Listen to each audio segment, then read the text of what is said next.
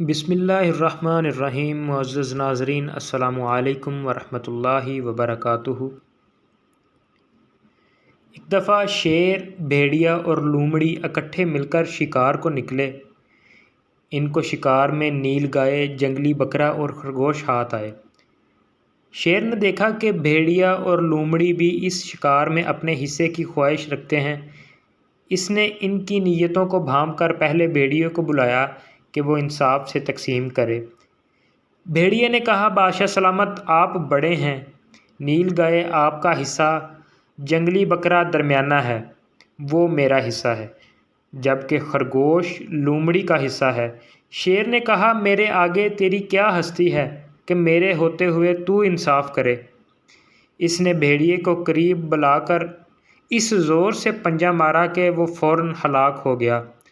اس کے بعد اس نے لومڑی کو بلایا اور تقسیم کے لیے کہا۔ لومڑی نے باادب ہو کر کہا، جناب، تقسیم کیسی؟ یہ نیل گائے آپ کے صبح کا ناشتہ ہے، جنگلی بکرا دوپہر کو اور خرگوش رات کو تناول فرما لیجیے۔ شیر اس سے خوش ہوا۔ اس کی انصاف پسندی کی داد دیتے ہوئے اس سے پوچھا کہ یہ انصاف کی تقسیم تم نے کہاں سے سیکھی ہے؟ لومڑی نے کہا، جناب، بھیڑیے کے انجام سے۔ چنانچہ شیر نے خوش ہو کر وہ تینوں شکار لومڑی کو بخش دیے۔